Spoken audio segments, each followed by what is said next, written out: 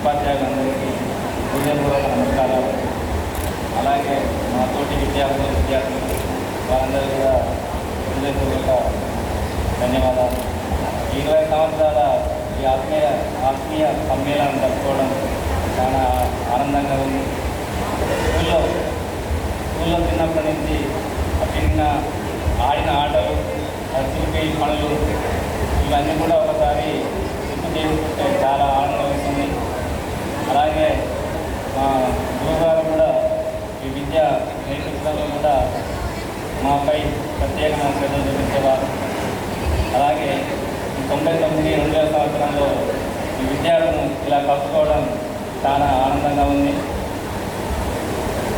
ప్రస్తుతాన్ని నేను private job చేస్తున్నాను. మాకు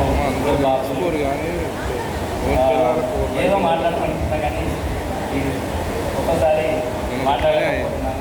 చిన్నప్పటి నుంచి స్టేజ్ మీద మాట్లాడుతుంటే అలవాటు అయిపోలేదు. సార్ వాళ్ళు కూడా జనవరి కానీ ఆగస్టు 15 కానీ మాట్లాడాలని చెప్పుకునే వాళ్ళు. అయినా కానీ ఎక్కడో కూర్చొని నేను చూస్తుంటే మాట్లాడితే పైకి వెళ్ళి మాట్లాడితే సరిగ్గా మాట్లాడము అనే ఒక భయం కూడా ఉండేది. ఈరోజు కూడా సార్ వాళ్ళు ఇక్కడ ఉన్నా కానీ అక్కడ ఎంతో మాట్లాడుకున్నాం, కానీ ఇక్కడికి వచ్చేసరికల్లా ఏదో కొద్దిగా తెలియని ఆ భయం అనేది మనసులో ఉంటుంది.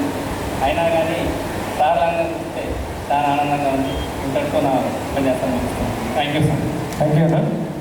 Thank you. అట్లే నరసింహ గారు